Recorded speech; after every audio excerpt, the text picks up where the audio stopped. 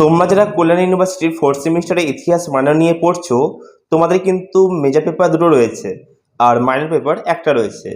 তবে এবার কিন্তু তোমাদের ইজি পেপারটি থাকছে না, ঠিক আছে?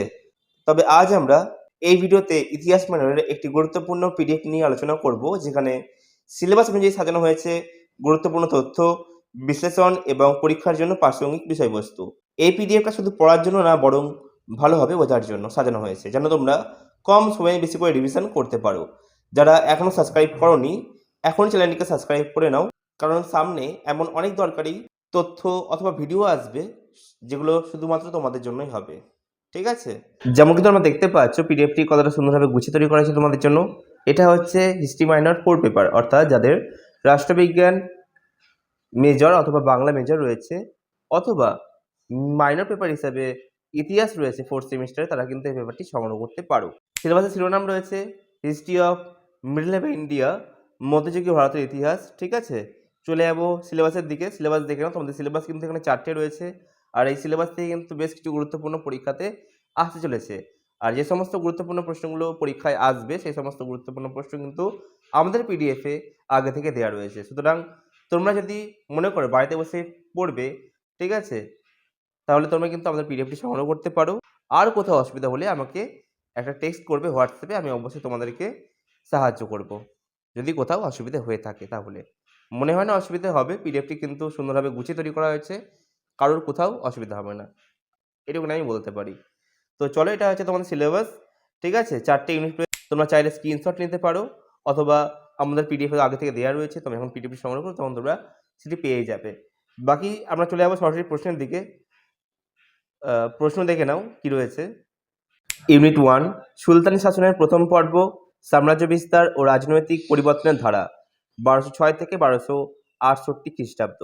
1 নম্বর প্রশ্ন দেখে নাও, আলাউদ্দিন খলজি শাসন ব্যবস্থা তার রাজতান্ত্রিক নীতিমালার মূল বৈশিষ্ট্যগুলি আলোচনা করো। অথবা দিয়ে আসতে পারে পরীক্ষাতে, আলাউদ্দিন খলজির রাজনৈতিক আদর্শ কতটা কার্যকর ছিল আলোচনা করো।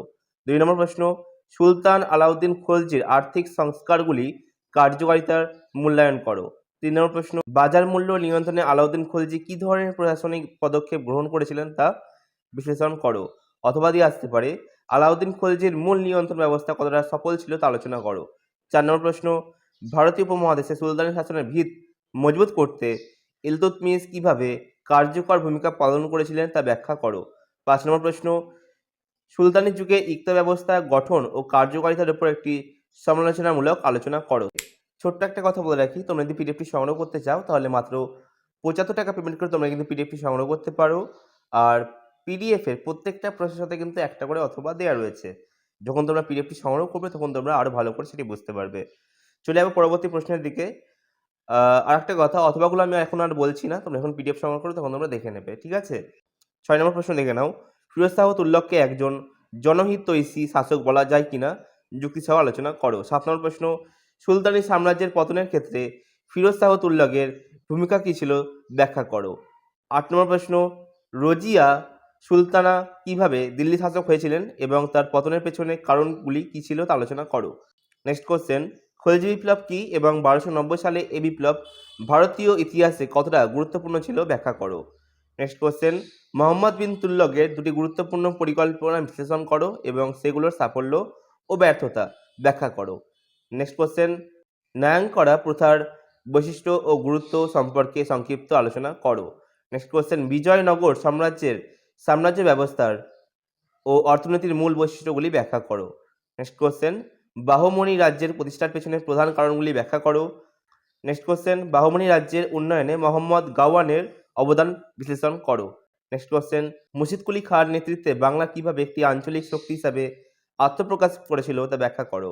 নেক্সট কোশ্চেন, মাল জামিনী ব্যবস্থার সংক্ষিপ্ত পরিচয় দাও। নেক্সট কোশ্চেন, সুলতানি আমলে শিল্প, ভাস্কর্য ও স্থাপত্যকলার বৈশিষ্ট্য সমূহ আলোচনা করো। সুলতানি যুগে ভাষা সাহিত্যের চর্চা কিভাবে বিকশিত হয়েছিল তা ব্যাখ্যা করো। নেক্সট কোশ্চেন, সুলতানি যুগে ভারতের সামগ্রিক অর্থনৈতিক পরিস্থিতি কেমন ছিল তা বিশ্লেষণ করো।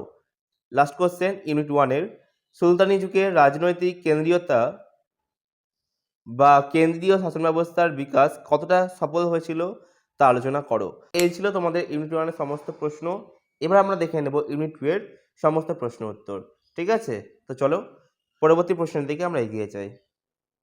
ইউনিট 2, 3, 4 এর অন্তর্ভুক্ত গুরুত্বপূর্ণ প্রশ্নগুলোর তালিকা রেডি, এবং সেগুলো আমি আর বলছি না যেহেতু ভিডিওটি বড় হয়ে যেতে পারে।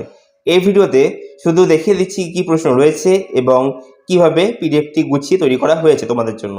হিস্ট্রি মাইনর পেপারটির সম্পূর্ণ সাজেশন ভিত্তিক পিডিএফ এখন রেডি, এবং যে কোনো ছাত্রছাত্রী মাত্র 75 টাকার বিনিময়ে এটি সংগ্রহ করতে পারো। এই দামে তথ্য সমৃদ্ধ, পরীক্ষাভিত্তিক এবং কমন প্রশ্নের পিডিএফ তোমরা অন্য কোথাও পাবে না। বাজারে যে সমস্ত বই পাওয়া যায় সেগুলোর দাম সাধারণত 150 থেকে 250 টাকা হয়ে থাকে। সেই তুলনায় আমাদের পিডিএফ অনেক কম দামে এবং অনেক বেশি কার্যকারী। আমাদের প্রত্যেকটি সেমিস্টারের সাজেশন থেকেই 100% কমন এসেছে, আর এবারেও ব্যতিক্রম হবে না বলে আমি বিশ্বাস করি। অর্থাৎ এবারেও তোমরা কিন্তু আমাদের কাছ থেকে 100% সাজেশন পাচ্ছ এবং কমন তো অবশ্যই পাচ্ছ।